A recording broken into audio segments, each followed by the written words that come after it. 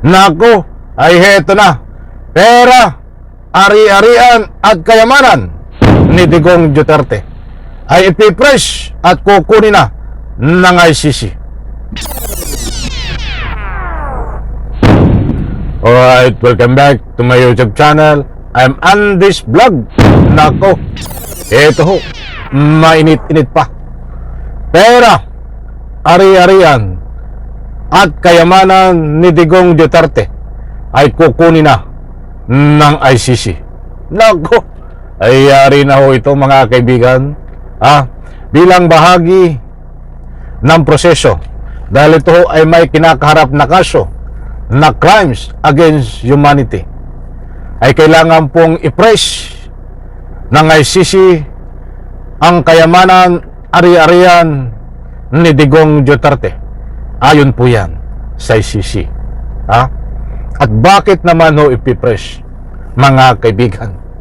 Binigyan ho na ika nga po paliwanag kung bakit kailangan kunin ng ICC ang ari-arian at kayamanan ni Digong Duterte. Nako po, ay magkano kaya ang matitira dito, mga kaibigan? Ano ba ang mga kayamanan ni Digong? Alam nyo, ay ayon sa ating sa paglilibot sa social media, ay marami ho ang nagbibigay ng anumang public opinion, na yung mga tagasunod nila, ang sabi nga ay wala daw kayamanan si Digong Duterte, at kinakatwiran nga ay yung bahay ay hindi man lang napaayos. Ay anak ng katakot-takot. Lumang tugtugin na yan, lumang tugtugin na yan ho ang diskarte ni Digong Duterte. Gagawa na ika nga po yung makikita sa kanyang pagkatao. Kunwari, hindi niya maipaayos yung bahay. Ba't lumalabas so sa investigasyon? Kunwari, hindi niya maipaayos ang kanyang bahay. Ba't lumalabas so sa investigasyon? Bilyones na pera ang pera nito ho sa bangko, mga kaibigan, at yung iba ay hindi nakapangalan sa kanya. Hindi po milyon, bilyones ayon ho sa lumalabas na investigasyon. But anyway, hindi po yun ang ating topic. Ang bigyan po natin ng highlight itong kumpirmasyon at inilabas so ng ICC na kailangan kunin ang ari-arian ni Digong Duterte, pera at kayamanan. Mga kaibigan, isang like ko sa video na ito. Please naman, baka pwede. At siyempre, pakasubscribe din po sa lahat ng hindi pa nakasubscribe. Ito po, bibigyan ko po kayo ng ika nga po katibayan resibo, at mayroon na rin po nitong post sila sa website ng ICC, at binalitan rin ito ng GMA7, at ibabahagi ko po sa inyo ano ang sinasaad dito. Nako, ay hindi bale itira naman si Digong ng kaunti para mayroon siyang panggastos. Muli po, ito pong batayan natin ay buhat sa GMA7, GMA News, at mayroon kinuha po nila ito diyan sa website ng ICC. Ano po ang nakasaad? Nandyan ho, ipa-plus ko po sa screen. Pwede nyo pong i-screenshot. Nandito, ICC can freeze Duterte's assets while trial is still ongoing. Pwede na po nilang kunin, i-freeze ang asset ni Digong Duterte dahil ongoing now ang ika nga po itong kaso laban kay Digong Duterte. Babasahin ko po, nandyan pa rin no.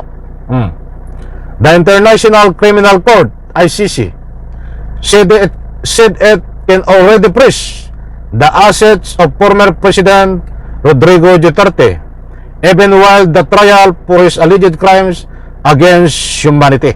Ayan mga kaibigan, sabi nga nila ay pwede nang kunin itong asset ni Digong Duterte dahil ongoing na itong investigasyon, itong trial sa kanya at paglilitis diyan ho sa The Hague, Netherlands. Nako, any reaction, mga mahal kong taga-subaybay? gusto ko, bago tayo magpatuloy, gusto ko munang kunin ang inyong panig. Pabor po ba kayo sa pag-press ng ari-arian, pera at kayamanan ni Digong Duterte ng ICC? Diyan po sa comment section, inaanyayaan ko po kayong magbigay ng anumang public opinion. Ito muli kong ipapakita, buhat po yan sa GMA7, mga kaibigan, na kinuha nila sa website ng ICC. Ito po't mayroon pa rin akong ibabahagi sa inyo.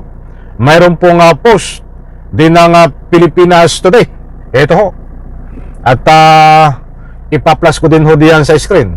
Pwede nyo pong i-screenshot para lubos nyo pong maunawaan at mabasa ng mabuti. Ito at babasahin ko. Ipapakita ko din ho. Nandito. Ano po ang sinasaad? Duterte assets maaaring ipapress ng ICC. Nakasaad sa website ng International Criminal Court, ICC, na may kapangyarihan ito upang ipapress ang mga ari-arian ni dating Pangulong Rodrigo Roa Duterte habang umuusad ang paglilitis sa kasong crimes against humanity na kanyang kinakaharap. Babasahin ko po. Ito, ilalagay ko din po dyan sa screen. Mas mabuti po yung pinapakita natin ng resibo. At nang sa ganun ho, ay lubos po nating maunawaan.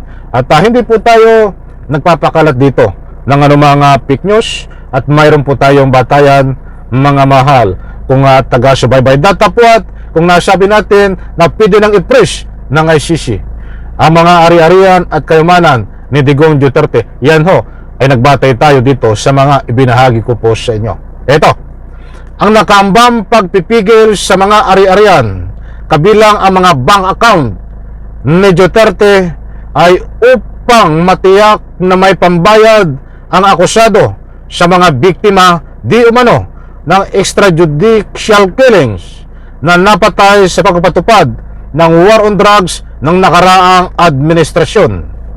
Matatandaan na ibinulgar noon Senator Antonio Trillanes ang di umano'y 2 billion bank transaction ni Digong noong ito ay nasa poder pa sa privilege speech na mambabatas noong October 2017 sa ginanap na pagdinig ng Hasquad Committee hearing noong November 2024. Sinabi ni dating senador na umabot sa 2.4 billion ang inilipat di umano ni Sammy Oy sa isang pinaghihinala drug lord kay Duterte simula 2007 hanggang 2015. Dahil dito binansagan ni Trillanes ang war on drugs ni Duterte na isang murumurong kumpanya kung saan ang pangunahing layunin nito ay proteksyonan ang mga sindikato ng droga na kakampi ni Digong. Mula po dito yan sa Pilipinas Today.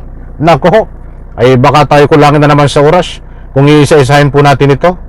So maliwanag po dito mga mahal kong taga-subaybay, maganda talaga itong batas ng ICC dahil pag may ganitong kaso ay sila ho ay nagsisigurado na ipipress ang ari-arian ng isang inuusig para sigurado ho na kung may pera siya ay dito sa mga biktima ay siguradong mababayaran ho.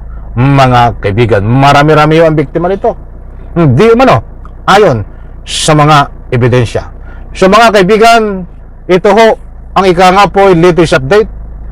Mga ari-arian at kayamanan ni Digong ay kukunin ng ICC, ipipress ng ICC, at nang sa ganon mayroong pambayad sa mga biktima. Ayun ho dito sa binahagi ko po sa inyo. Muli po maraming salamat mga mahal kong taga-subaybay. Isang like ko sa video na ito kung nagustuhan nyo po. Bye-bye. Palapakan.